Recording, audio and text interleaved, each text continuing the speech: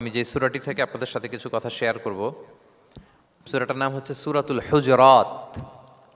কি সূরা? সূরাতুল হুজুরাত। এটা মাদানী সূরা, মদিনাতে নাজিল হয়েছে, একেবারে শেষ দিকে, মাদানী জিন্দেগির শেষ দিকে, নবম হিজরিতে নাজিল হয়েছে, তার মানে একেবারে শেষ দিকে। এটা কোরআনের সূরার যে ধারাক্রম সে অনুযায়ী ৪৯ নম্বর সূরা এবং সূরার আয়াত সংখ্যা ১৮।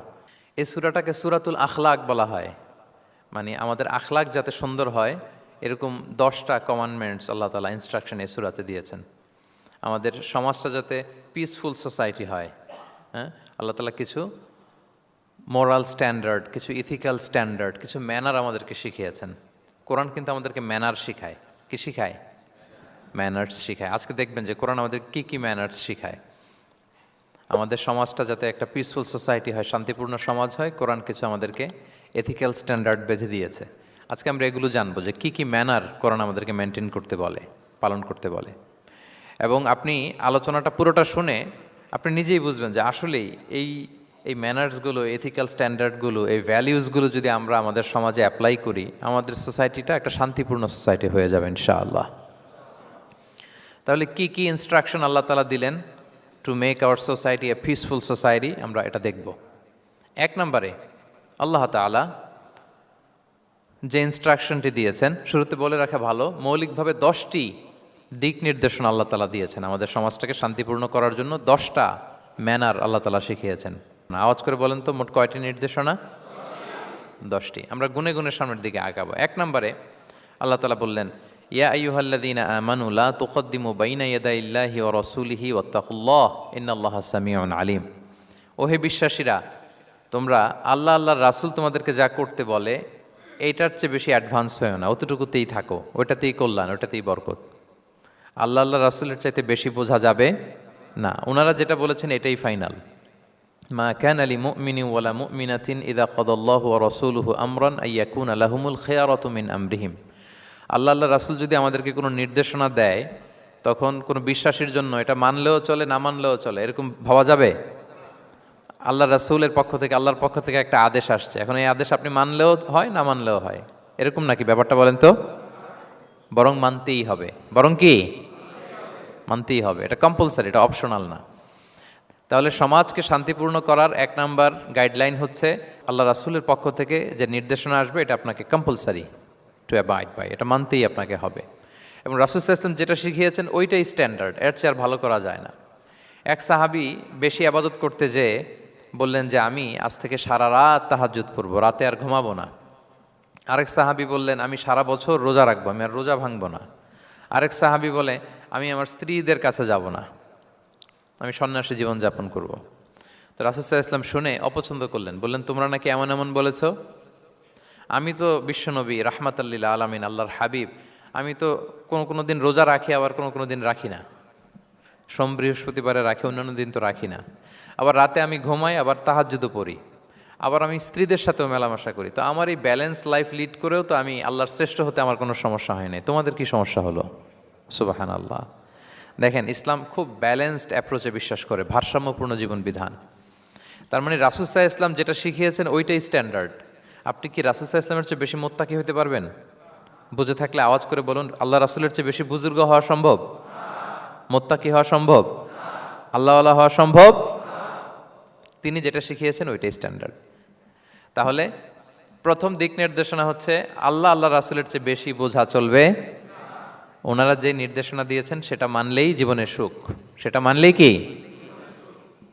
1 নাম্বার গাইডলাইন। সমাজ যদি শান্তিপূর্ণ সমাজ আমরা পেতে চাই, পিসফুল সোসাইটি যদি পেতে চাই। 2 নাম্বার গাইডলাইন হচ্ছে আল্লাহ তাআলা বলছেন, ইয়া আইয়ুহাল্লাযীনা আমানু লা তারফাউ আসওয়াতাকুম ফাওকা সাওতিন নাবিক ওয়া লা তাজহারু লাহু বিল কওলি কাজাহরি বা'দিকুম লিবা'দিন আন তাহবাতা আ'মালুকুম ওয়া আনতুম লা তাশউরুন। ওহে বিশ্বাসীরা, নবীর কণ্ঠের চাইতে তোমাদের কণ্ঠকে উঁচু করো না। খবরদার, যদি করো, নিজেরা নিজেদের সাথে যেভাবে কথা বলো, নবীর সাথে যদি এভাবে কথা বলো, তাহলে তোমাদের সব আমলগুলোকে বাতিল করে দিবে কে? এই আয়াত নাজিলের একটা প্রেক্ষাপট আছে। বনু তামিম গোত্রের লিডার কে হবে এটা নিয়ে ডিসকাশন হচ্ছিল। তো আবু বকর রাদিয়াল্লাহু তাআলা আনহু বললেন, আমি চাই উনি হোক লিডার। ওমরে ফারুক বলে, না না না, উনি না, আপনি বুঝতে পারেন নাই। আমি চাই ইনি হোক। আবু বকর বলে, ওমর তুমি ঠিক বলো না, আমি বললে তুমি খুলে উল্টাটা বলো, উনি হলে ভালো হয়। ওমরে ফারুক বলে, না না না উনি না, উনি হলে, এই যে উনি উনি করে দুইজন তর্ক বিতর্ক করতে করতে ওনাদের কণ্ঠটা রাসূল সাল্লাল্লাহু আলাইহি ওয়াসাল্লামের কণ্ঠের চাইতে একটু উঁচু হয়ে গেল, যেটা দেখতে অনেকটা অশোভন ছিল, সুন্দর দেখাচ্ছিল না। তো রাসূল সাল্লাল্লাহু আলাইহি ওয়াসাল্লাম সামনে বসা, ওনার সামনে উঁচু গলা করে কেউ কথা বলবে, এটা আল্লাহ বরদাশত করলেন না। আরশের উপর থেকে আল্লাহ তাআলা আয়াত নাজিল করলেন, লা তারফাউ আসওয়াতাকুম ফাওকা সাওতিন নবী, খবরদার নবীর কণ্ঠের চাইতে যেন তোমাদের কণ্ঠ উঁচু হয়ে না যায়। যদি যায় তাহলে তোমাদের আমলগুলো বাতিল হয়ে যাবে, এবং নিজেরা নিজেদেরকে যেভাবে ডাকো সেভাবে ডেকো না, এরকম করলে আমল বাতিল হয়ে যাবে। তো আল্লাহ তাআলা এখানে আদব শিক্ষা দিলেন যে রাসূল সাল্লাল্লাহু আলাইহি ইসলামের সামনে কথা বলতে গেলে খুব ভদ্র ভাষায় কথা বলতে হবে, শালীন ভাষায় কথা বলতে হবে। মজার ব্যাপার হচ্ছে, আপনারা জানেন কিনা জানি না, যারা হজ উমরা করেছেন আপনারা দেখবেন যে রাসূল সাল্লাল্লাহু আলাইহি ইসলামের পবিত্র কবরের উপর এই আয়াতটা এখনও লেখা আছে যে লা তারফাউ আসওয়াতাকুম ফাওকা সাওতিন নবী, নবীর কণ্ঠের চাইতে যেন কণ্ঠ উঁচু হয়ে না যায়। এজন্য দেখবেন যে যারা রাসূল সাল্লাল্লাহু আলাইহি ইসলামের কবর জিয়ারত করতে যায়, ওনারা কবরের সামনে যে ধৈর্য ধারণ করতে পারে না, বুক ফেটে কান্না আসে যে আজীবন যে নবীর কথা শুনলাম, যে নবীর হাদিস শুনলাম, যে নবীকে আমি এত ভালোবাসি, যে নবী আমার জন্য সুপারিশ করবেন, যে নবী আমাকে হাউজে কাউসারের পানি দিবেন, সেই নবী এখানে শুয়ে আছে।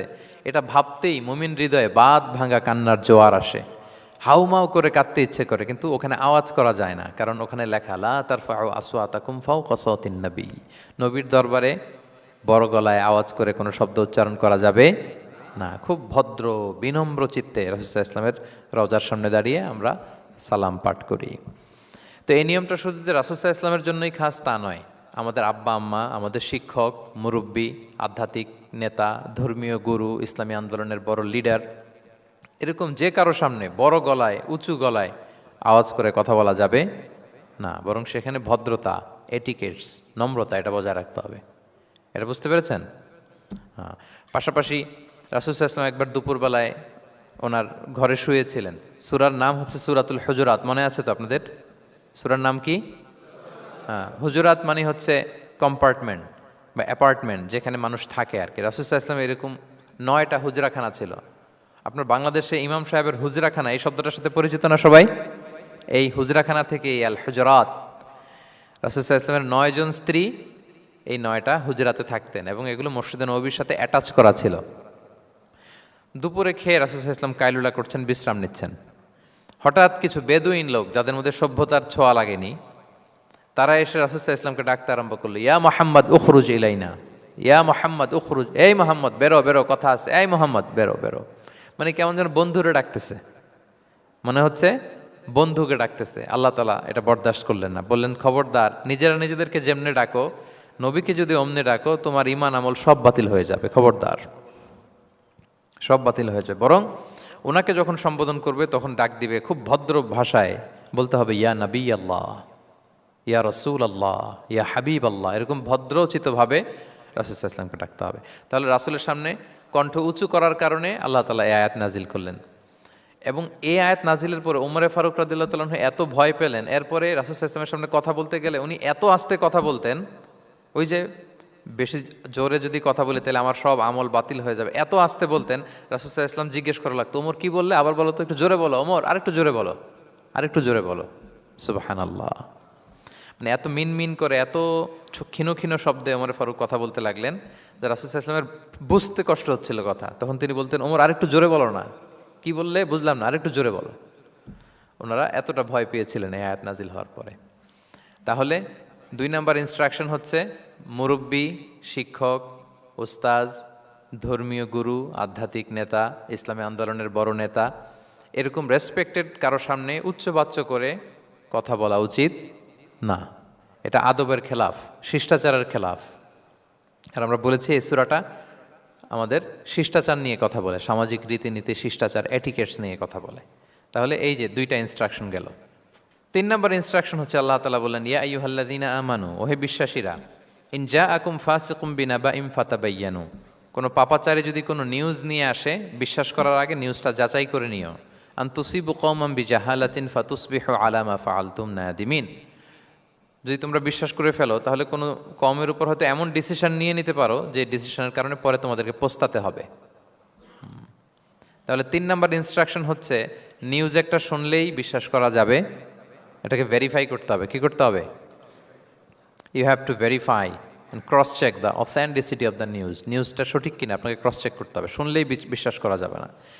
এটা বর্তমান সময়ের সাথে অনেক বেশি প্রাসঙ্গিক। এত হোক্স নিউজ এখন, এত এত রুমার্স, এত ফেক নিউজ সোশ্যাল মিডিয়াগুলোতে, ইভেন মেইন স্ট্রিম মিডিয়াও যা প্রচার করে সবই যে আপনি বিশ্বাস করতে পারবেন তাও না, ওইটাও একটু ক্রস চেক করে নিতে হবে।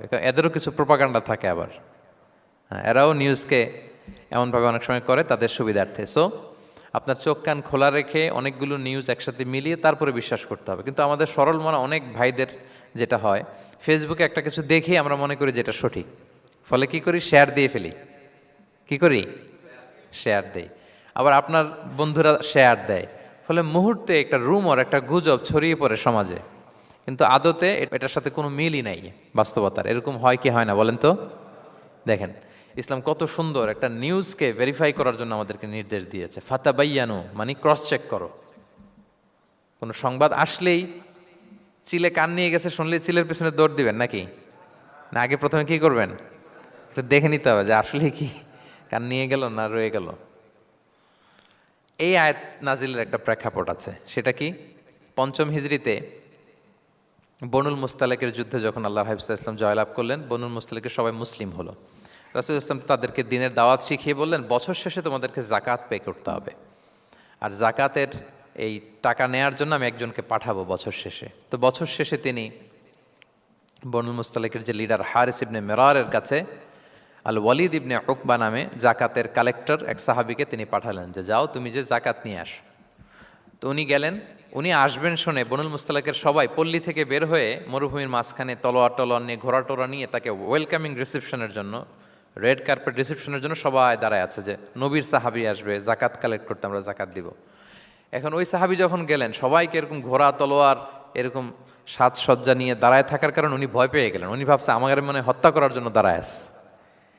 উনি আর এটা ঠিকঠাক না জেনে অ্যাবাউট টার্ন ফিরে গেলেন মদিনায়, যে বলে ইয়া রাসূলুল্লাহ, বনুল মুস্তালাক তো সব মোরতাদ হয়ে গেছে, এরা তো আর মুসলিম, এরা তো আমাকে মারার জন্য সব দাঁড়ায় আছে। আসলে বলেন তো কথাটা কি সত্য না মিথ্যা? একেবারে মিথ্যা। রাসূল সাল্লাল্লাহু আলাইহি ওয়াসাল্লাম এই কথা শুনেই বিশ্বাস করলেন সরল মনে। বিশ্বাস করেই খালিদ ইবনে ওয়ালিদ রাদিয়াল্লাহু তাআলা আনহুকে বললেন, অ্যাটাক বনুল মুস্তালাক, বনুল মুস্তালাকে অভিযান পরিচালনা করো। সাথে সাথে আল্লাহ বললেন, নবী রাখেন, আস্তে অ্যাটাক করেন, একটু থামেন নবী, একটু রাখেন। আপনি যার কাছ থেকে শুনেছেন সে মিথ্যা বলেছে, অসত্য কথা বলেছে, আসলে ঘটনা এমন নয়।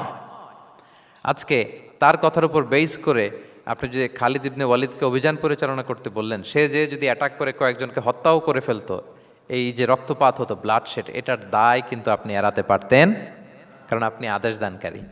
আল্লাহ রাসূল সাল্লাল্লাহু আলাইহি ওয়াসাল্লামকে থামালেন আল্লাহ তাআলা আয়াত নাজিল করে যে আপনি ক্রস চেক করেন। পরে রাসূল সাল্লাল্লাহু আলাইহি ওয়াসাল্লাম ক্রস চেক করে লোক পাঠিয়ে জানলেন যে না, এমন কিছুই নয়, তারা কেউ মোরতাদ হয় নাই, সবাই তারা মুসলিমই আছে, তারা ওয়েলকামের জন্য আসছিল, উনি ভাবছে যে ওনাকে হত্যা করার জন্য দাঁড়ায় আছে। তাহলে চিন্তা করছেন যুগে যুগে এই সমস্যা আছে না নাই বলেন? রাসূল সাল্লাল্লাহু আলাইহি ওয়াসাল্লামের জীবনীতে এই ঘটনা ঘটিয়ে আমাদের চোখে আঙ্গুল দিয়ে আল্লাহ তাআলা বুঝাতে চাইলেন যে কোনো নিউজ আসলেই এটা ভেরিফাই না করে বিশ্বাস করা যাবে না। যত মেইন স্ট্রিম মিডিয়া হোক, ওটা শুনলে আপনি আরও কয়েকটা, আরও আপনার সোর্স থেকে আপনি একটু জানবেন, এরপরে আপনি বিশ্বাস করবেন। নাকি বিশ্বাস না করে শেয়ার দিবেন? দিবেন? আপনি কি জানেন যে একটা কথা শুনেই ক্রস চেক না করে অ্যাকশনে যাওয়াতে কত পরিবার ভেঙে যায়, কত সম্পর্ক ভেঙে যায়? আমাদের মধ্যে এই প্রবণতা আছে। আপনার ছেলের ব্যাপারে একজন একটা কথা বললো, এসে ছেলের মারপিট, জিজ্ঞেসও করেন না এটা। আপনার মেয়ের ব্যাপারে একজন এসে একটা বাজে কথা বলছে, এসেই আপনি মেয়ের সাথে খারাপ আচরণ। আপনার ওয়াইফের ব্যাপারে একজন বললো আর কি যে ভাই আপনি এখানে, ভাবিকে তো দেখলাম ওইখানে আরেকজনের সাথে, আপনি এসেই আপনার স্ত্রীর উপর চড়াও অথবা গায়ে হাত তুললেন। তো হতে পারে যে ওই ভদ্রলোক অন্য কোনো মহিলাকে দেখেছে যে দেখতে আপনার স্ত্রীর মতো, এরকম হতে পারে কি পারে না বলেন? তো এই যে আপনি ক্রস চেক না করে, ভেরিফাই না করে যে অ্যাকশনে গেলেন, এতে সমস্যা হবে না সমাজে? পরিবার ভাঙে, সমাজে সম্পর্ক নষ্ট হয়, কলহ বাঁধে। এই জন্য আল্লাহ তাআলা বলেন যে সোসাইটিটাকে যদি পিসফুল করতে চাও, ইযা জাআকুম ফাসিকুম বিনাবাইন ফাতাবায়ানু, নিউজ আসলেই বিশ্বাস করো না। You have to cross-check, you have to justify, and you have to verify the news. মনে থাকবে? তাহলে আজকে থেকে ফেসবুকে একটা পেলে আমরা কি করব? শেয়ার দিয়ে দিব। কি শেয়ার দিবেন না? কি করব?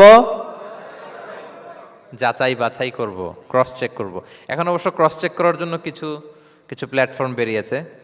তারা অবশ্য যেগুলো খুব বেশি ছড়িয়ে পড়ে নিউজ, সেগুলো যদি ভুল হয় তারা ক্রস চেক করে তারা সামাজিক সচেতনতা তৈরি করে। তো আমরা প্রত্যেকেই দায়িত্বশীল হলে এই গুজবগুলো স্প্রেড করা থেকে আমরা বিরত থাকতে পারি। নিউজ শুনলেই আমরা এখন বিশ্বাস করব না, আগে ক্রস চেক করে নেব, তা না হলে আমরা বিপদে পড়তে পারি। কি বলেন? এমন কোনো কাজ করে ফেলতে পারি যেটার কারণে পরে লজ্জিত হব। তো আমরা আগে থেকেই সাবধান হয়ে যাই। 4 নম্বরে আল্লাহ তাআলা বললেন, ওয়া ইন তাইফাতানি মিনাল মুমিনিনা ক্তাতালু ফাসলিহু বাইনাহুমা। বিশ্বাসীদের মধ্যে দুই গ্রুপ যদি মারামারি লাগে তাহলে তুমি মিলিয়ে দাও, ইসলাহ করো। ইসলাহু যাতিল বাইন, মিলিয়ে দাও, মীমাংসা করে দাও, বিরোধ নিষ্পন্ন করে দাও। অনেক সময় হয় না যে দুই ভাই ঝগড়া লেগেছে, দুই বন্ধু ঝগড়া লেগেছে, অথবা স্বামী স্ত্রীর মধ্যে কোনো কারণে বিরোধ, হ্যাঁ, দুই পার্টি ঝগড়া লাগছে, এরকম আছে না নাই? তখন ফাসলিহু বাইনাহুমা, তাদের মধ্যে আপোষ মীমাংসা করে দাও। হ্যাঁ, মীমাংসা করে দাও, ইসলাহ, রিকনসিলিয়েশন করো, ওয়ার্ক অ্যাজ এ মিডিয়েটর, মধ্যস্থতাকারী হিসেবে কাজ করো। তো আমরা সমাজে কি করি দেখেন তো, একটু মিলিয়ে নেন। দুইজন ঝগড়া লাগছে, আমরা কি করি? হ্যাঁ, কি করেন? আরো লাগিয়ে দেন। সর্বনাশ! তাই তো আপনাদের ওয়াজি করতেছি আমি না, তাদেরকে আরো ঝগড়ায় মাতিয়ে তোলা যাবে না, লাগিয়ে দেওয়া যাবে না, বরং ঝগড়া থামিয়ে দিতে হবে। কি করতে হবে? কয়েক জায়গায় কৌশল করে মিথ্যা বলা জায়েজ, সহিহ হাদিসে এসছে। এর মধ্যে একটা আছে, দুইজন মানুষের মধ্যে সম্পর্ক নষ্ট, তাদের সম্পর্ক জোড়া লাগিয়ে দেওয়ার জন্য আপনি কৌশল করে মিথ্যা বলতে পারেন। যেমন ধরেন যে দুইজনের সাথে কথা হয় না, দা কুমড়া সম্পর্ক, আপনি একজনকে বললেন যে ভাই ওই দিন তো ওই লোক আপনার ব্যাপারে অনেক প্রশংসা করলো। সে তো শুনে অবাক হবে, কিরে আমার প্রশংসা কি বললো, এমন এমন বললো। তো এটা শুনে ওই লোকের ব্যাপারে তার মনটা একটু নরম হবে। আবার তাকে বললেন যে উনি তো আপনার ব্যাপারে এরকম একটা পজিটিভ কমেন্ট করলো, সেও অবাক হবে, তাই নাকি, তার সাথে আমি এত ভুল বোঝাবুঝি, আসলে লোকটা তো তাইলে ভালো। এই যে দুজনকে আপনি এমন কিছু কথা কৌশল করে বললেন, ফলে তাদের মধ্যে একটা হৃদ্যতা তৈরি হবে। হঠাৎ দেখবেন যে একজন আরেকজনকে দেখে সালাম দিয়ে কথা বলে কোলাকুলি করে সেই আগের যেই শত্রুতা সব নিমেষে শেষ হয়ে গেছে। ঠিক কিনা বলেন? হ্যাঁ, এই যে মধ্যস্থতাকারী আপনি হলেন, এজন্য আল্লাহ তাআলা আপনাকে সওয়াব দিবেন। তাহলে বিবাদমান দুই গ্রুপ দেখলে আমরা আজ থেকে আরো ঝগড়া লাগিয়ে দিব না মিলিয়ে দিব? রাসূল সাল্লাল্লাহু আলাইহি ওয়াসাল্লাম বলেন, আলা উখবিরুকুম বিআফদালা দারাজাতিম মিন সাদাকাতি ওয়াস সিয়ামি ওয়াস সালাহ। নামাজ, রোজা, সাদাকা, এর চেয়েও একটা বড় মর্তবার ভালো কাজ আছে, সেটা কি আমি তোমাদের বলবো না? সাহাবারা বলল, বলেন। আল্লাহ রাসূল সাল্লাল্লাহু আলাইহি ওয়াসাল্লাম বললেন, সেটা হচ্ছে ইসলাহু যাতিল বাইন, দুই পক্ষকে মিলিয়ে দেয়া, বিবাদমান দুই গোষ্ঠীকে কি করা? মিলিয়ে দেয়া। এটা নামাজ, রোজা, সাদাকা এর চেয়েও বেশি সওয়াবের কাজ। দেখেন, আমরা ইসলামটা বোঝার ক্ষেত্রে আমাদের কত ল্যাকিংস। আমরা মনে করি শুধু লম্বা দাড়ি রাখলাম, তাসবিহ একটা নিলাম, আর জিকির করতেছি দিন রাত এক করে, এরপরে নামাজ পড়তে পড়তে কপালে দাগ ফেলে, এই বোধহয় ভালো কাজ, এই সব ভালো আমিই করে ফেললাম। কিন্তু দেখেন, রাসূল ইসলাম বলেছে না, সমাজে বিবাদমান দুইটা গ্রুপকে যদি মিলিয়ে দাও, এটা নামাজ, রোজা, সাদাকার চেয়ে বেশি সওয়াব তুমি পাবে। তাহলে এখন থেকে যদি আমরা বিবাদ দেখি কি করব? মিলিয়ে দিব। কখনো আমরা ঝগড়া আরো বাদিয়ে দিব না। আগুন যদি লাগে সেখানে পানি ঢালবো নাকি তেল ঢালবেন? কি ঢালবেন? অনেকে কি ঢালে? আরো দাউ দাউ করে জ্বালাতে চায় না, না, এটা করা যাবে না, বরং আমরা মিলিয়ে দিব ইনশাআল্লাহ। বলেন সবাই। আল্লাহর হাবিব সাল্লাল্লাহু আলাইহি ওয়াসাল্লাম তিনি এই কাজটা করতেন। মক্কা থেকে মদিনায় গেলেন, মদিনায় আউস খাজরাজ দুইটা গোত্র, বছরের পর বছর যুদ্ধ, উনি যেই মিলিয়ে দিলেন। রাসূল সাল্লাল্লাহু আলাইহি ওয়াসাল্লাম এই যে সংলাপ, তারপর রিকনসিলিয়েশন, মিডিয়েশন, মধ্যস্থতা, এগুলোতে এক্সপার্ট ছিলেন। যে যুদ্ধ থামে না, এই যুদ্ধ মিলিয়ে দিলেন। কত প্রাণ গেল এই যুদ্ধে, কিন্তু রাসূল সাল্লাল্লাহু আলাইহি ওয়াসাল্লাম যেই আউস খাজরাজ এখন ভাই ভাই হয়ে গেছে, ভাই ভাই করে দিলেন, ভ্রাতৃত্বের বন্ধনে ওনাদেরকে আবদ্ধ করে দিলেন আল্লাহর হাবিব সাল্লাল্লাহু আলাইহি ওয়াসাল্লাম। এবং সহিহ বুখারীতে একটা বাব আছে, বাবের শিরোনাম হচ্ছে বাবু কওলুল ইমামি কওলিল ইমাম ইযহাবু বিনা নুসলিহ বাইনাকুম, মানে আমাকে নিয়ে চলো আমি মিলিয়ে দিব। এটা ছিল রাসূল সাল্লাল্লাহু আলাইহি ওয়াসাল্লামের বিখ্যাত বাণী। ঝগড়া একটা লাগছে, রাসূল সাল্লাল্লাহু আলাইহি ওয়াসাল্লাম বলতেন, আরে আমি আসি না, আমাকে নিয়ে যাও, আমি মিলাই দেবো। কোথাও কিছু হয়েছে, আমাকে নিয়ে যাও, আমি তো আছি, মিলাই দেবো। রাসূল সাল্লাল্লাহু আলাইহি ওয়াসাল্লাম এসেছেনই মানুষকে মিলানোর জন্য। গড়ার জন্য এসেছেন, ভাঙার জন্য নয়। তাহলে 4 নাম্বার যেটা আমরা জানলাম যে বিবাদমান দুই পক্ষকে আমরা কি করব, মনে থাকবে? এই যে আমি শুরুতে বলেছিলাম যে একটা শান্তিপূর্ণ সমাজ যদি আপনি গড়তে চান তাহলে এই 10টা ইনস্ট্রাকশনের কোনো বিকল্প নাই। এখানে সোশ্যাল নর্মস, কিছু মোরালিটি, কিছু ভ্যালিউজ, বিশেষ করে ম্যানার্স আমাদেরকে শিখিয়েছেন আল্লাহ তাআলা। তাহলে 4টা জানলাম, কয়টা? 5 নাম্বার আল্লাহ বলেন, ইয়া আইয়ুহাল্লাযীনা আমানু লা ইয়াসখার কওমুন মিন কওম আসা আন ইয়াকুনু খায়রাম মিনহুম। ওহে বিশ্বাসীরা, তোমরা একে অপরকে তুচ্ছ তাচ্ছিল্য করো না, হাসি ঠাট্টা করো না, কাউকে সুখরিয়া মানে কাউকে তুচ্ছ করা, কাউকে নিয়ে ব্যঙ্গ করা, হাসি তামাশা করা, এটা করো না, এটা কবিরা গুনাহ। মানে এমন কোনো কথা বলো না যাতে তোমার ভাইয়ের মনে কষ্ট হয়, এরকম কিছু বলা যাবে না। আমরা অনেক সময় এটা করে ফেলি, এমন কথা বলি যেটাতে আরেক ভাই বা আরেক বোন কষ্ট পায়। আমরা খুব সিম্পলি বলি, কিন্তু এটা কবিরা গুনাহ। এটা কি? বিশেষ করে তার আকৃতি নিয়ে আপনি কিছু বলতে পারবেন না, এটা বড় কবিরা গুনাহ। এটাকে বডি শেমিং বলে। কি বলে? বডি শেমিং হারাম। কারণ বডি স্ট্রাকচার এটাকে আমার ইচ্ছে মতো হয়েছে না আল্লাহ বানাইছে? আচ্ছা, আপনি যে এত সুন্দর ফর্সা, কে বানালো? হ্যাঁ, আবার আরেকজন যে একটু শ্যামবর্ণের, তাকে কে বানালো? আপনি লম্বা, কে বানালো? কেউ খর্বাকৃতির, খাটো, তাকে কে বানালো? তাহলে আপনি আকৃতি নিয়ে তাকে যদি ঠাট্টা করেন, আসলে কি ঠাট্টা কি তাকে করা হলো নাকি আল্লাহকে? কারণ আসল ডিজাইনারটা কে? হুয়াল্লাযী ইউসাউবিরুকুম ফিল আরহামি কাইফা ইয়াশা। আল্লাহ তাআলা তোমাদেরকে যেমন চেয়েছেন ঠিক তেমন মাতৃগর্ভে তোমাদেরকে ডিজাইন করেছেন, তোমাদের আকৃতি দিয়েছেন। এজন্য কারো আকৃতি নিয়ে অবজ্ঞা করা, তুচ্ছ করা, হেয় করা, এটা প্রকারান্তরে আল্লাহকে অবজ্ঞা করার সমান। দ্য ক্রিয়েটর, যিনি স্রষ্টা, তাকে আপনি অবজ্ঞা করেছেন, ঠিক কিনা বলেন? তাহলে এখন কারো আকৃতি নিয়ে কিছু বলবেন? আমরা বাংলাদেশে এরকম বলি না? বেশি মোটা হলে তাকে একটা নাম দিয়ে ফেলি। হ্যাঁ, কি বলি? কি বলেন? মোটু। তারপর কেউ চিকন হলে তাকে একটা নাম দিয়ে ফেলি, চিকন আলী। এরপর ধরেন যে কারো হয়তো নাক ছোট, চোখ ছোট, তাকে চাকমা বলে আমাদের এলাকায়। হ্যাঁ, নাক ছোট চাকমা, তো এটা হইলো? তো সে কি নিজে তার নাককে এরকম বানাইছে? এরকম নানা ধরনের আকৃতির অনেক কিছু হতে পারে। এই যে বডি শেমিং, এটা হারাম। এটা কি? এবং জরিপে এসেছে অনেক বাচ্চারা স্কুলে যেতে চায় না তার দেহের বিভিন্ন আকৃতি নিয়ে, তার বন্ধুরা তাকে টিস করার কারণে। খুব মোটা সে, তাকে নিয়ে তার ফ্রেন্ডরা এমন কথা বলে সে আর স্কুলে যাবে। ওয়ালা তালমিজু আনফুসাকুম, তোমরা অন্যের বদনাম করে বেরিও না। হ্যাঁ, লামজ আসছে লুমাজা থেকে, ওয়াইলুল লিকুল্লি হুমাজাতিল লুমাজা, যে প্রকাশ্যে অন্যের বদনাম করে বেড়ায়, অন্যের দোষ খুঁজে বেড়ায়। একদল লোক আছে দেখবেন শুধু অন্যের দোষ খোঁজে, নিজের দিকে আঙ্গুল যায় না। কিন্তু এইভাবে আরেকজনের দিকে আঙ্গুল দিলে যে 3টা আঙ্গুল নিজের দিকে যায়, এটা আবার ভুলে যায়। কাউকে যদি আমি এরকম করি, আমার দিকে কয় আঙ্গুল বলেন? এই 3টা কার দিকে? আর আরেকজনের দিকে 1 আঙ্গুল। তো কাউকে কিছু বলার আগে 3বার নিজেরটা ভাববেন যে নিজে কি করেন। ওয়ালা তালমিজু, অন্যের বদনাম করো না, প্রকাশ্যে অন্যের দোষ খোঁজো না। সবচেয়ে বুদ্ধিমান সে যে নিজের দোষ খোঁজে, নিজের সমালোচনা যে করতে পারে সেই সর্বাপেক্ষা বুদ্ধিমান। কিন্তু আমরা একদল আছি শুধু সমালোচনা, ওর এই সমস্যা, ওর এইটা, ওর ওর মানে তার দায়িত্ব হচ্ছে সবার সমস্যা বের করা। এরকম দায়িত্বপ্রাপ্ত কিছু লোক আছে না? নাই? সবাই না, এগুলো থেকে আমাদের বেরিয়ে আসতে হবে। অন্যের দোষ খোঁজা বাদ দিতে হবে, দোষ খুঁজলে নিজের দোষ খুঁজতে হবে। আমরা আত্মসমালোচনা করবো। খেয়াল রাখবেন, সবচেয়ে ভালো হচ্ছে আত্মসমালোচনা। সবচেয়ে ভালো কি?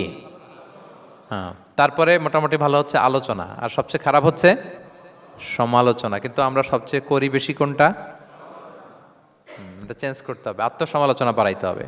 আমি প্রায় একটা কথা বলি, small people talk about people, average people talk about things, and great people talk about ideas. ছোট মনের মানুষ যারা, এরা মানুষ নিয়ে কথা বলে, এর এই সমস্যা ওর। মাঝারি ধরনের যারা, এরা বিভিন্ন বিষয় নিয়ে, ঘটনা নিয়ে কথা বলে। গ্রেট মাইন্ড যারা, এরা আইডিয়া নিয়ে কথা বলে, যে এই আইডিয়া ইমপ্লিমেন্ট করলে সমাজের এটা সমাধান হবে, এই আইডিয়া জেনারেট করতে পারলে এইটা কাজ হবে। তো এখন বলেন, আপনি কি ছোট মনের মানুষ হবেন না বড় মনের? অন্যের দোষ খুঁজবো আর? তাহলে কারটা খুঁজবো? ইনশাল্লাহ বলেন সবাই। কটা গেল? 7 নাম্বার, ওয়ালা তানাবাজু বিল আলকাব, কাউকে মন্দ উপনামে ডেকো না। মন্দ উপনামে ডেকো না, মানে কাউকে একটা বিশেষ নাম দিও না, তার নামটা সুন্দরভাবে ডাকো। নাম বিকৃতি করা কবিরা গুনাহ। নাম আপনি বলুন, হুজুর এটা একটা কথা হইলো, নাম বিকৃতি করছি তো কি হয়েছে? এটা আপনার কাছে সমস্যা নাই। ধরেন যে ওই লোকের নাম আব্দুল্লাহ, আপনার কাছে আব্দুল্লাহ এটা সিম্পল, ধুর আব্দুল্লাহ একটা কিছু হইলো। কিন্তু যার নাম আব্দুল্লাহ তার কাছে এটা অনেক দামি। তার কাছে কি? কারণ এটা তার পরিচয় বহন করে। ধরেন যে আমার নাম কি মিজান, আপনার কাছে মনে হয় আরে মিজান একটা নাম হইলো, তা আমার কাছে তো এটা অনেক গুরুত্বপূর্ণ, কারণ এটা আমার পরিচয় বহন করে। এই নামে মানুষ আমাকে ডাকে, ফলে এটা আমার খুব আদরের, আমার কাছে বড্ড যত্নের, দরদের নামটা। আপনার কাছে নাও হতে পারে। মানুষ প্রত্যেকে তার নিজের নামকে খুব পছন্দ করে। দেখবেন যে মানুষ কাগজ পেলে নিজের নামটা লেখে, সিগনেচার দেয় একটা, দেখবেন দেয়। এরপর দেখবেন যে সি বিচে ঘুরতে গেলে বালুর মধ্যে নিজের নামটা লিখে, দেখবেন লিখে। শুধু তাই না, লিখে আবার একটা লাভ আঁকে, লাভ চারদিকে আঁকে। কেন আঁকে?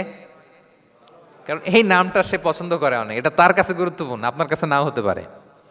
এজন্য প্রত্যেকের নামটা তার কাছে খুব আদরের, যত্নের। তার নামটা আপনি সুন্দরভাবে বলবেন। নাম আপনি বিকৃত করতে পারবেন না। এটা কি গুনাহ? সগীরা কবিরা গুনাহ। এটা আমরা সমাজে করি, নাম বিকৃত করি না, নাম বিকৃত করা যাবে না। ওয়ালা তানাবাজু বিল আলক, মন্দ নামে ডেকো না। আমাদের সমাজে এটা আছে।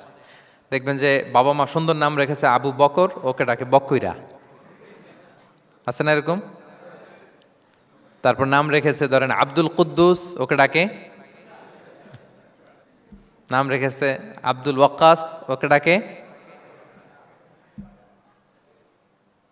এই বিকৃতি আপনি করতে পারবেন?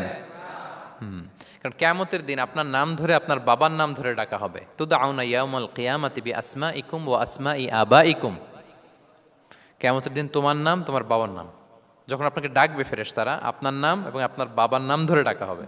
এজন্য রাসূল সাল্লাল্লাহু আলাইহি ওয়াসাল্লাম বলেন, ফাআহসিনু আসমাক, তোমাদের নামগুলো সুন্দর রেখো, নাহলে সেই দিন ডাকবে বল্টুর ছেলে কল্টু দাঁড়াও, তখন এই কোটি কোটি মানুষের সামনে আপনি এই নাম নিয়ে দাঁড়াবেন আর লজ্জায় পড়বেন। আর যদি বলে আব্দুর রহমানের ছেলে আব্দুল্লাহ, আসো, কত সুন্দর। নামগুলো ভালো আলেম দিয়ে ক্রস চেক করে, কনসালটেশন করে এরপরে রাখবেন। আর কাউকে মন্দ নামে কখনো ডাকা যাবে না। তার বংশের কোনো খারাপ কিছু দিয়ে তাকে ডাকা যাবে না। ধরেন একজনের বাবা ছিল চোর, কিন্তু তার সন্তান সে সৎ মানুষ হইতে পারে না। এখন বাবার কথা কি আপনি চোরের পোলা বলে ডাকতে পারবেন? না, আপনি ডাকবেন না, বলতে পারবেন না, কারণ সে তো ভালো। তাহলে নাম বিকৃত করা, মন্দ উপনামে ডাকা, এটা কবিরা গুনাহ। এটা আমরা কখনো করব? মনে থাকবে প্রিয় ভাইরা?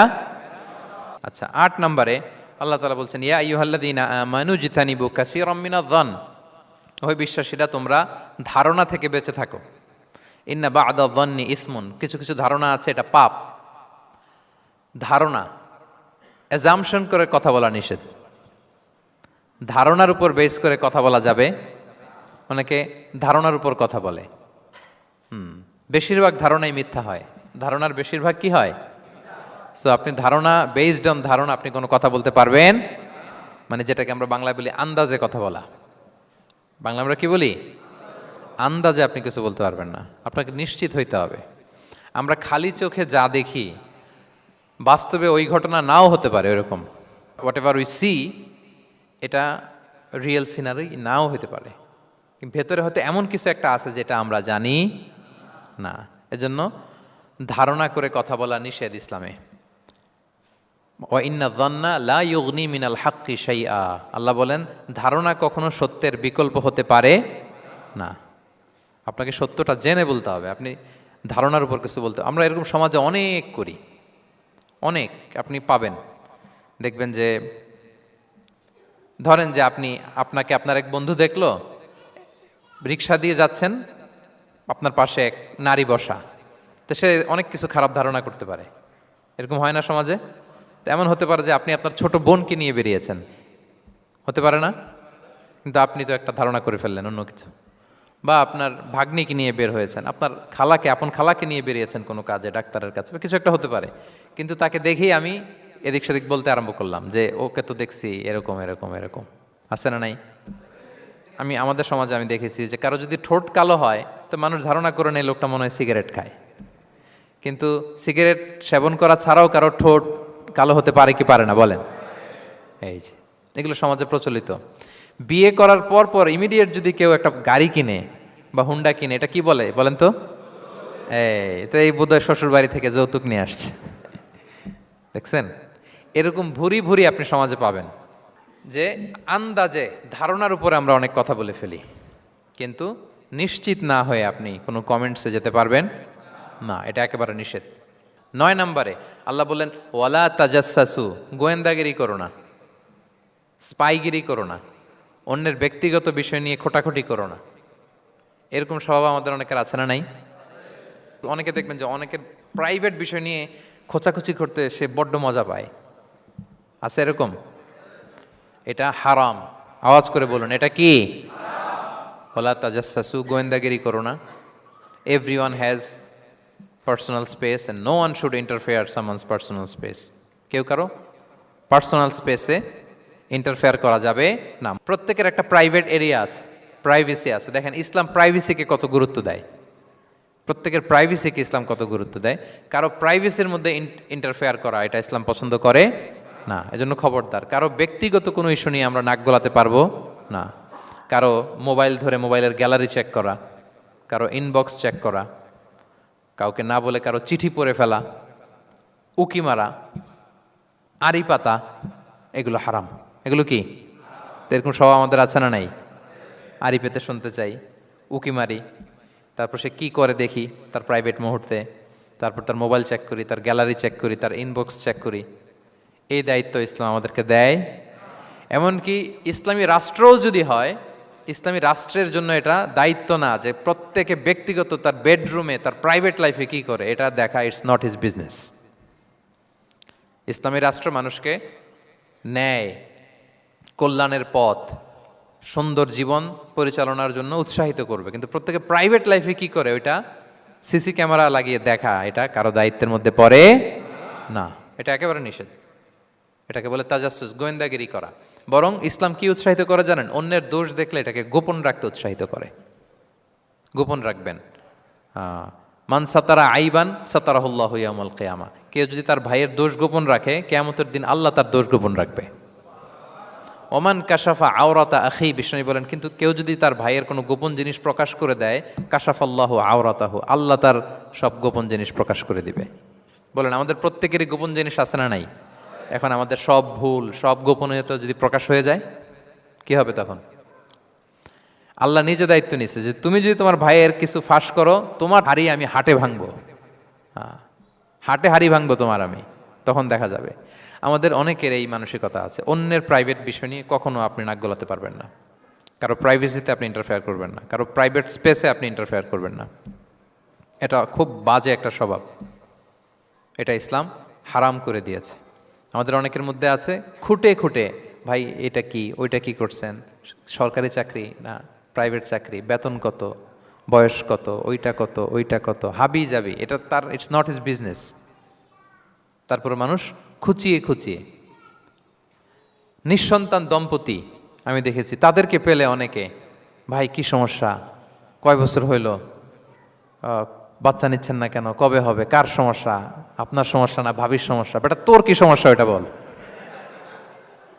একজন নিঃসন্তান দম্পতি তারা কি স্ট্রাগলের মধ্য দিয়ে যায় আপনি জানেন?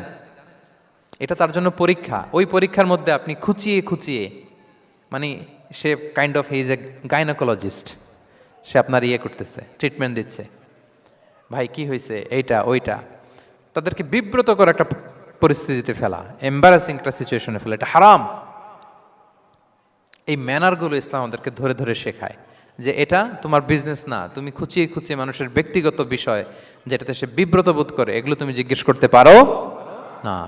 আল্লাহ বলেছেন খবরদার, ওলা তাজাসসু, ওলা তাজাসসু, গোয়েন্দাগিরি করো না, কারো ব্যক্তিগত বিষয় না। অনেকের এটাতে খুব ইন্টারেস্ট, কার স্ক্যান্ডাল বেরোইছে, প্রায় দেখবেন যে এরকম দেখা যায়, অমুক নেতার স্ক্যান্ডাল ফাঁস, অমুক নায়কের স্ক্যান্ডাল ফাঁস। তোমার স্ক্যান্ডাল কবে ফাঁস হবে এটা বলো? নিজের চরকায় তেল দিতে হবে, আরেকজনের কি হলো, তার কি ভুল আছে, দোষ ত্রুটি আছে, ওগুলো খুঁজে দেখার জন্য আল্লাহ আমাকে দুনিয়ায় পাঠায়। তাহলে আমরা যেন কারো প্রাইভেসি হ্যাম্পার না করি প্রিয় ভাইরা, এটা ইসলাম আমাদেরকে উৎসাহিত করে, নির্দেশনা দেয় যে আমরা কারো প্রাইভেট কোনো ইস্যু নিয়ে নাক গলাবো না, ব্যক্তিগত বিষয়ে নাক গলাবো না, কারো দোষ দেখলে এটা আমি গোপন রাখবো। কি করব? আনলেস ইউ আর এ জাজ, আপনি বিচারক, আপনার কাছে আসছে, তখন আপনি বিচার করবেন। কিন্তু এমনি এমনি আপনি জাজমেন্টাল হতে পারবেন না। You can not jump to the conclusion, একটা কিছু আন্দাজে বলে ফেলতে পারবেন না। এই দায়িত্ব আপনাকে দেয়া হয়নি। ইসলামে ব্যভিচারের মতো কোনো বিষয় দেখলেও আপনি বলতে পারবেন না। ব্যভিচার, অ্যাডাল্ট্রি, ফর্নিকেশন, জিনা, এগুলো দেখলে আপনি বলতে পারবেন না। বললে 4 জন নিয়ে বলতে হবে একসাথে। আপনি 3 জন যে যদি কাজের কাছে বলেন যে এই ছেলে আর মেয়েকে আমি অপকর্ম করতে দেখছি, কাজী 3 জনকে নিয়ে আগে 80 টাকা করে বেত মারবে পিঠে, তো করে দেখতে বলছে কে? তোমাদেরকে এই কাজ অবজার্ভ করতে বলেছে কে? কারণ 3 জন মিলে এই উইটনেস হবে না। 4 জন উইটনেস যদি থাকে তাইলে তাও আমরা দেখছি বললে হবে না, তারপরও মায়ের। আরও রলি আমি বলি, 4 জন এসে যদি বলে যে আমি একজন নারী একজন পুরুষকে ন্যাকেড অবস্থায় এই ঘরে প্রবেশ করতে দেখছি, তারপর কাজে নিয়ে এই 4 জনের আশীর্বাদ দিবে, কারণ এতেও প্রমাণিত হয় নাই। তারা হয়তো একটা জায়গায় অবস্থান করেছে কিন্তু বড় ধরনের কোনো পাপের সাথে লিপ্ত হয় নাই হয়তো। তার মানে একেবারে চাক্ষুষ, তাও নারী দিয়ে এই উইটনেস হবে না, 4 জন পুরুষ এই পাপ কাজের চাক্ষুষ সাক্ষী ছিল, এটা যদি বলে, সব কিছু যদি মিলে যায়, তারপরে তাদেরকে শাস্তি দেয়া যাবে, এর আগে সম্ভব না। এটা কোনো মানুষ কোনো পাপ কাজ এইভাবে লোকচক্ষুর সামনে কখনো করে না। তার মানে দেখেন এটা কেন এরকম শক্ত করা হলো, যাতে আপনি না বলেন, কারণ বলতে গেলে আপনি আরো মাইর খাবেন, অপবাদের শাস্তি পাবেন। হ্যাঁ, ইফকের শাস্তি। ইসলাম কিভাবে মানুষের প্রাইভেসিকে হেফাজত করে। কেউ কোনো একটা মানুষ হয়তো কখনো শয়তানের ওয়াসওয়াসায়, নফসের তাড়নায়, বন্ধুর পাল্লায় পড়ে কোনোভাবে সে পাপে জড়িয়ে পড়েছে, আপনি এটাকে ইস্যু বানাচ্ছেন। কিন্তু এমন হতে পারে ওই পাপের পরে সে এমনভাবে তওবা করেছে, এমনভাবে ফিরে এসেছে, এমনভাবে প্র্যাকটিসিং হয়েছে যে সে ভালো কাজ দিয়ে আপনাকেও ছাড়িয়ে গেছে। আপনি আটকায় যাবেন কিন্তু কিয়ামতের দিন ও আটকাবে না। এরকম হতে পারে কি পারে না? তো ওর পিছনে লাগছেন কেন আপনি? আপনি আপনার ইস্যু দেখেন, আপনি কতটা প্র্যাকটিসিং হতে পেরেছেন, আপনি কতটা শুদ্ধাচার আনতে পেরেছেন আপনার জীবনে, সেটা দেখতে হবে। এজন্য খবরদার, ওয়ালা তাজাসসু, গোয়েন্দাগিরি করো না, কারো প্রাইভেট বিষয় নিয়ে নাক গলাতে যেও না। সুবহানাল্লাহ, হোয়াট এ রিলিজিয়ান! কত সুন্দর আমাদের ধর্ম, হাউ লাকি উই আর! আমরা কত ভাগ্যবান যে আল্লাহ তাআলা এই ধর্ম আমাদেরকে দিয়েছেন, এমন বিধান আমাদের জন্য প্রেসক্রাইব করেছেন যেগুলো মানলে আমাদের সমাজটা একটা জান্নাতের বাগান হয়ে যাবে। তাহলে 9 নম্বর ছিল ওয়ালা তাজাসসু, গোয়েন্দাগিরি করুন। আজকে থেকে করবেন? কারো মোবাইল ধরবেন, আর গ্যালারি দেখবেন, কারে কি মেসেজ করছিল পড়তে যাবেন, গোপনে তার ড্রয়ার খুলে তার চিঠি পড়বেন, আড়ি পাতবেন, উকি মারবেন, কারো গোপন বিষয় নিয়ে ইন্টারেস্ট দেখাবেন? কথা বলেন না, দেখাবেন? এগুলো নিয়ে কোনো ইন্টারেস্ট আমরা দেখাতে পারবো না। গোয়েন্দাগিরি আমাদেরকে বাদ দিতে হবে। আল্লাহ আমাদেরকে বোঝার তৌফিক দান করুক। কয়টা গেল? আরেকটা, লাস্ট নাম্বার। আল্লাহ বলেন, সর্বশেষ আল্লাহ বলেন, ওয়ালা ইয়াগতাব বা'দুকুম বা'দা, একে অপরের পরনিন্দা চগলখুরি করো না। ইয়াগতাব মানে গীবা, গীবত করো না। আইয়ুহিব্বু আহাদুকুম আন ইয়াকুলা লাহমা আখিহি মাইতান ফাকারিহতুম, তোমরা কি চাও যে তোমরা তোমাদের মৃত ভাইয়ের গোশত ভক্ষণ করবে? মানে যে ব্যক্তি গীবত করে সে যেন তার মৃত মরা ভাইয়ের পচা গোশত খায়। গীবত করা, গীবত কাকে বলে? রাসূল সাল্লাল্লাহু আলাইহি ওয়াসাল্লাম বলেন, গীবত হচ্ছে যিকরুকা আখাকা বিমা ইয়াকরাহু, তোমার ভাইয়ের অনুপস্থিতিতে তোমার ভাই সম্পর্কে এমন কিছু বলা যেটা শুনলে সে অপছন্দ করে, এমন কিছু বলা যেটা শোনা সে পছন্দ করে না। তো এক সাহাবী বলেন, ইয়া রাসূলুল্লাহ আফারাআইতা ইন কানা ফি মা আকুল, হে আল্লাহর রাসূল, আমার ভাইয়ের মধ্যে যদি আসলেই সেই সমস্যাটা থাকে তাইলেও কি গীবত হবে? রাসূল সাল্লাল্লাহু আলাইহি ওয়াসাল্লাম বললেন, আরে তাইলেই তো গীবত হবে। ওই দোষ যদি থাকে, ওটা তার অনুপস্থিতি যদি বলে বেরো, তাইলেই তো গীবত হবে। আর ওই দোষ যদি না থাকে তাহলে তো অপবাদ হবে, এটা তো আরো বড় গুনাহ, ওটা তো বহতান। তাহলে এই গীবা, ইংরেজিতে বলে ব্যাক বাইটিং, ইংরেজিতে কি বলে? এই ব্যাক বাইটিং, চগলখুরি বা পরনিন্দা, আরবিতে বলে গীবাত। এই গীবত আমরা করব না। কারো কিছু বলা থাকলে আপনি তাকে সরাসরি নাসিহাত করুন। আর দিন ওয়ান নাসিহা, দিন হচ্ছে উপদেশ দেয়া, শুভকামনা করা, তার প্রতি শুভকামনা করে আপনি তাকে বুঝান, সে হয়তো বুঝবে। কিন্তু আপনি তার অনুপস্থিতিতে তার নামে বাজে কথা, মন্দ কথা বলতে পারবেন? এটা অনেক বড় পাপ। একজনের ব্যাপারে আরেকজনের কান ভারী করা, ওর কথা ওর কাছে, ওর কথা ওর করে, এরকম করে সমাজের মধ্যে একটা গিরিঙ্গি লাগায়, আছে না নাই? এটা হারাম। রাসূল সাল্লাল্লাহু আলাইহি ওয়াসাল্লাম বলেন, মেরাজের রাত্রে আমি দেখেছি কিছু লোক লাহুম আদফার মিন নুহাস, তাদের নখগুলো তামা দিয়ে তৈরি, নখর ধারালো, ইয়াখদাশুনা বিহা উজুহাহুম ওয়া সুদুরাহুম, তারা তাদের নিজের নখ দিয়ে নিজের গালের গোশত, বুকের গোশতগুলো টেনে টেনে ছিটছে। রাসূল সাল্লাল্লাহু আলাইহি ওয়াসাল্লাম জিবরাইল আলাইহিস সালামকে বললেন, মানহুম ইয়া জিবরিল, জিবরিল কারা এরা, এত বড় শাস্তি?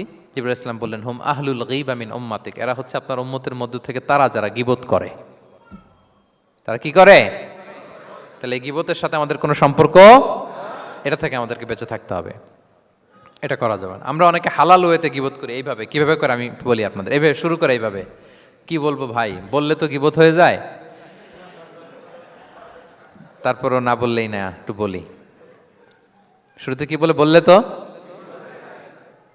দেখছেন কিভাবে হালাল করে, বললে তো গীবত হয়ে যায়, এইভাবে স্টার্ট করে। বললে যদি গীবত হয়ে যায় এটা বলা যাবে? আওয়াজ করে বলেন, যেটা বললে গীবত হয়ে যাবে এটা বলা যাবে না। এই অভ্যাসগুলো থেকে আমরা আস্তে আস্তে ফিরে আসবো, ওগুলো আমরা আর বলবো। তাহলে মোট 10টা, কয়টা? এই 10টা যদি আমরা মেনে চলি, সমাজে আর কোনো অশান্তি থাকবে? বিশৃঙ্খলা থাকবে? হানাহানি, মারামারি? সমাজটা একটা শান্তির সমাজ হবে, পিসফুল সমাজ হবে। এই জন্য এই সূরাটাকে বলা হয় সামাজিক রীতিনীতির সূরা, সোশ্যাল এটিকেটস। সামাজিক রীতিনীতি আল্লাহ শিখিয়েছেন আমাদেরকে, ম্যানার শিখিয়েছেন। আজকে বাড়িতে যে সূরাতুল হুজরাতটা পড়বেন, যাদের কাছে আমার এক নজরে কোরআন আছে আগে ওটা থেকে দেখবেন, এরপর কোনো তাফসির থেকে বঙ্গানুবাদ থেকে বঙ্গানুবাদ দেখবেন, তাফসির পড়বেন, দেখবেন যে ক্লিয়ার হয়ে যাবে। এরপর নিজেই আপনার ফ্যামিলিকে নিয়ে আপনি তালিম দিবেন এই সূরাটার উপর, পারা যাবে তো? দেখবেন যে সমাজটা শান্তিপূর্ণ হয়ে যাবে। আল্লাহ তাআলা আমাদের সমাজকে শান্তিপূর্ণ করুক, আমাদের পরিবারগুলো